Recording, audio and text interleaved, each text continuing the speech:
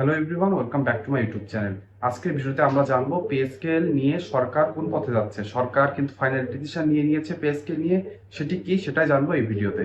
কেন আমি এটা বলছি আপনারা এই ভিডিওটি দেখলে জেনে যাবেন।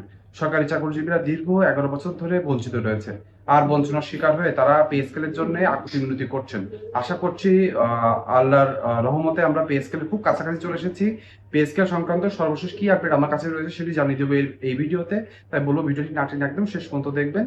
তাহলে চলুন দেরি না করে আমরা জেনে নিই পে স্কেল সংক্রান্ত আমার কাছে কি আপডেট রয়েছে এবং সেটি সরকারি চাকরিজীবীদের জন্য একটি বড় সুখবর হতে চলেছে। তাহলে চলুন আমরা দেরি না করে জেনে নিই। ভিডিওর মেন অংশে আমরা চলে এসেছি। আমি ভিডিওতে যাওয়ার আগে আপনাদের কাছে অল্প কিছু সেকেন্ড সময় নিয়ে নেব। আপনি এখানে তাকালে একটা ফটো কার্ড দেখতে পাচ্ছেন। এখানে বলা হয়েছে যে আমার ভিডিও যারা নিয়মিত দেখেন অথবা আমার ভিডিও যারা প্রথম দেখেন তারা কিন্তু বেশিরভাগ যারা দেখেন তার ভিতরে 70% মানুষ আমার ইউটিউব চ্যানেলটি সাবস্ক্রাইব করেন না।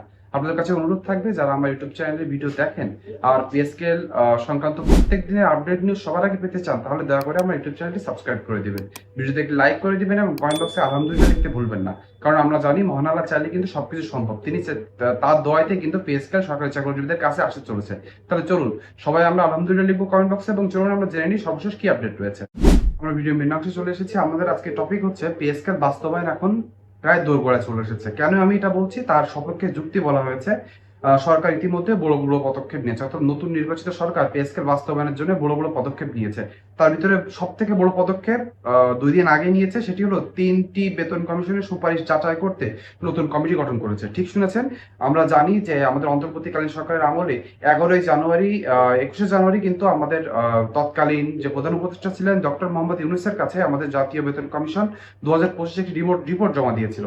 সেই রিপোর্ট নিয়ে কিন্তু নানা জড়ঘোড়া হচ্ছিল। অন্তর্বর্তীকালীন সরকার সেটি বাস্তবায়ন করে দিয়ে যাওয়ার ইচ্ছা ছিল, কিন্তু কোনো এক কারণে তারা কিন্তু বাস্তবায়ন করতে পারেনি। পরে আমরা জানতে পেরেছি তারা সময় স্বল্পতার কারণে কিন্তু এটি বাস্তবায়ন করতে পারেনি। তারপরে আমরা জানলাম যে নতুন নির্বাচিত সরকার পে স্কেল বাস্তবায়নের দিকে আগাচ্ছে। এখন তারা একটি বড় কাজ করেছে, সেটি হলো একটি যাচাই বাছাই কমিটি নতুন গঠন করে দিয়েছে এবং তার কিন্তু গেজেটও হয়ে গিয়েছে। এটির কারণে আমরা বুঝতে পেরেছি সরকার কিন্তু পে স্কেলের কার্যক্রম এগিয়ে নিয়ে যাওয়ার জন্যই কিন্তু কার্যক্রম চালাচ্ছে। 10 সদস্য বিশিষ্ট এই কমিটির নেতৃত্বে রয়েছে মন্ত্রী পরিষদ সচিব। তার মানে বুঝতে পারছেন সব থেকে উপরের পর্যায়ের লোকজনদেরকে নিয়েই কিন্তু এখানে যে কমিটিটি গঠন করা হয়েছে। এখানে রয়েছে জনপ্রশাসনের সচিব, এখানে রয়েছে অর্থ বিভাগের সচিবরা সহ পুরো মন্ত্রী পরিষদের সহ সব থেকে বড় বড় সচিবরা কিন্তু এখানে থাকবেন এবং পে স্কেল বাস্তবায়নের নিয়ে কিন্তু তারা কাজ করতে থাকবেন। এখানে বলা হয়েছে যে এটি দেখাচ্ছে সরকার এখন ফাইনাল সিদ্ধান্তের পথে রয়েছে, অর্থাৎ এখন কিন্তু সরকার আর পিছনের দিকে আগাচ্ছে না, তারা পে স্কেলটি বাস্তবায়ন করবে সেদিকে কিন্তু তারা আগাচ্ছে। এখানে কিন্তু আমরা বুঝতে পারছি। আর একটি হলো বেতন কমিশনের সুপারিশ প্রস্তুত। আমরা সকলে জানেন যে 2025 সালের যে রিপোর্ট সেটি জমা হয়ে গিয়েছে। সেখানে 100% থেকে 142% পর্যন্ত বেতন বৃদ্ধি পেয়েছে। নিচের দিকে অর্থাৎ 20তম গ্রেডের দিকে 142% এবং উপরের গ্রেডের দিকে 100% পরিমাণ কিন্তু বেতন বৃদ্ধি পেয়েছে। সর্বনিম্ন বেতন 20,000 টাকা ধরা হয়েছে এবং সর্বোচ্চ 1,60,000 টাকার প্রস্তাব রাখা হয়েছে। সেটা আমরা সকলে জানি 1:10 অনুপাতে কিন্তু দেওয়া হয়েছে। বাজেটে বড় বরাদ্দ এখানে আসছে। আর একটি বড় আপডেট যে বাজেটে কিন্তু বড় বরাদ্দ রাখার কথা আগাচ্ছে। আমরা জানি যে বিগত সরকার পে স্কেল বাস্তবায়নের জন্য প্রায় 40,000 কোটি টাকার একটা বরাদ্দ রেখে গিয়েছিল। পরে নতুন সরকার এসে সেটি অন্য খাতে খরচ হয়ে গিয়েছে। আমরা মনে করেছিলাম অন্য খাতে খরচ হয়ে গেলে হয়তো এই পে স্কেল বাস্তবায়ন হবে না, কিন্তু এমন কিন্তু নয়। নতুন যে অর্থমন্ত্রী রয়েছেন তিনি কিন্তু কয়েকবার আমাদের বিভিন্ন অনলাইন পোর্টালের মাধ্যমে আমরা জানতে পেরেছি তিনি কিন্তু কয়েকবার অনলাইনে মিটিং করেছেন। সেখানে বলা হয়েছে তিনি 20 থেকে 25,000 কোটি টাকার একটি বরাদ্দ রাখতে চলেছেন পরবর্তী অর্থ বছরে। আপনি এখানে প্রশ্ন করতে পারেন যে আমরা সকলে জানি পে স্কেল বাস্তবায়নের জন্য প্রায় 1 লক্ষ কোটি টাকার প্রয়োজন হতে পারে। তাহলে 20 থেকে 25,000 কোটি টাকা দিয়ে কি আদৌ পে স্কেল বাস্তবায়ন সম্ভব? হ্যাঁ, এখানে আপনাদেরকে বলতে চাই যে পে স্কেল কিন্তু ধাপে ধাপে বাস্তবায়ন হতে চলেছে এবং আংশিকভাবে বাস্তবায়ন হবে। প্রাথমিকভাবে এটি ধাপে ধাপে বাস্তবায়ন হবে। ধাপে ধাপে কিভাবে বাস্তবায়ন হবে সে নিয়ে বাদবাকি আপডেট থাকছে একটু পরে।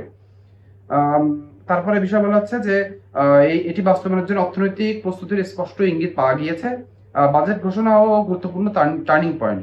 11 জুন আমরা সকলে জানি অর্থমন্ত্রী কিন্তু জাতীয় সংসদ অধিবেশনে পে স্কেল বাস্তবায়ন নিয়ে যে বড় আপডেট আমরা পেতে চলেছি। তিনি কিন্তু আমরা যে বাজেট পেতে চলেছি 2026-27 অর্থ বছরে সে নিয়ে কিন্তু গুরুত্বপূর্ণ আলোচনা হবে 11 জুন। সেখান থেকে আমরা জানতে পারবো পে স্কেল কত দূর আগাচ্ছে এবং আমরা 2026 সালে জুলাই থেকে পে স্কেল বাস্তবায়ন হতে দেখতে পাচ্ছি। সেখানে বলা হচ্ছে এই বাজেটেই পে স্কেল নিয়ে চূড়ান্ত ঘোষণা আসার সম্ভাবনা সব থেকে বেশি। এ নিয়ে কিন্তু কাজ করছে নতুন নির্বাচিত সরকার। বাস্তবায়নের সম্ভাব্য সীমা যেটা হচ্ছে কত তারিখ থেকে এটি বাস্তবায়ন হতে পারে, সেখানে বলা হয়েছে ১ জুলাই ২০২৬।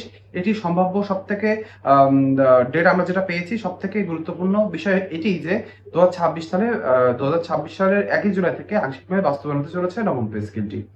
কিছু ক্ষেত্রে জুন থেকে ধাপে ধাপে বাস্তবায়ন হতে পারে, অর্থাৎ জুন মাসের বেতন আমরা জুলাই থেকে পাই। আমরা জুলাই থেকে হয়তো যে নতুন পে স্কেলের আন্ডারে সেখানে আমরা বেতনের যে কিছু সুযোগ সুবিধা রয়েছে আংশিকভাবে সেটি আমরা বাস্তবায়ন হতে দেখতে পারি।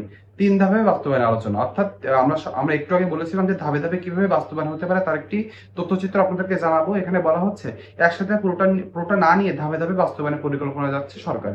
আপনারা জানেন যে একবারে অনেক অর্থের প্রয়োজন রয়েছে পে স্কেল বাস্তবায়নে। সরকার এদিকে আর্থিক অসঙ্গতির ভিতরেও রয়েছে, জ্বালানি সংকট রয়েছে।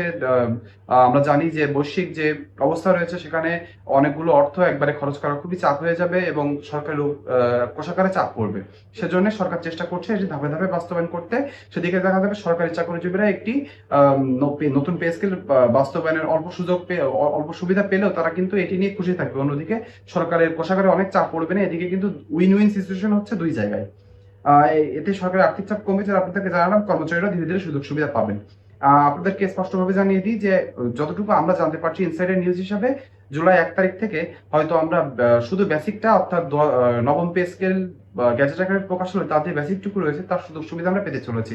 তারপরে ধাপে ধাপে এটি ২ বা ৩ ধাপে পুরোপুরি বাস্তবায়নের দিকে এগোতে পারে নতুন নির্বাচিত সরকার।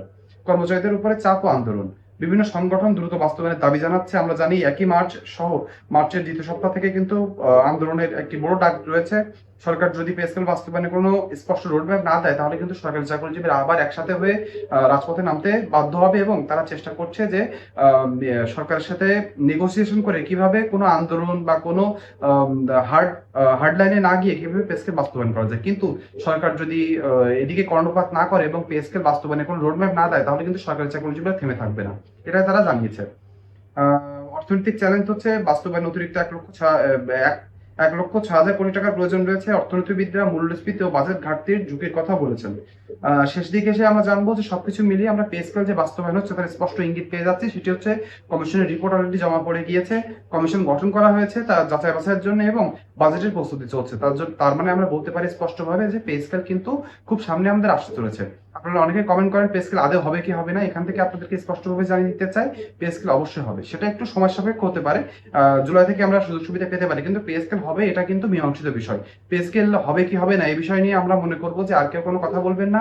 এখন সবাইকে একসাথে হয়ে একজোট হয়ে কাজ করতে হবে। পে স্কেল নিয়ে যত পারি আমরা লেখালেখি করতে হবে, তাহলে কিন্তু পে স্কেল বাস্তবায়নের দিকে আমরা এগিয়ে যাব। আপনারা যদি পে স্কেল এমন প্রত্যেক দিনের নিউজ সবার আগে পেতে চান তাহলে আমার ইউটিউব চ্যানেলটিকে সাবস্ক্রাইব করে দিতে হবে। সাবস্ক্রাইব করার পর অবশ্যই ঘন্টা আইকনটি টিপে দিবেন, ভিডিওটিকে লাইক করে দিবেন এবং কমেন্ট বক্সে আপনার যৌক্তিক মন্তব্য লিখতে ভুলবেন না। ভিডিওটি না টেনে শেষ পর্যন্ত দেখার জন্য সকলকে ধন্যবাদ। সকালে ভালো থাকবেন।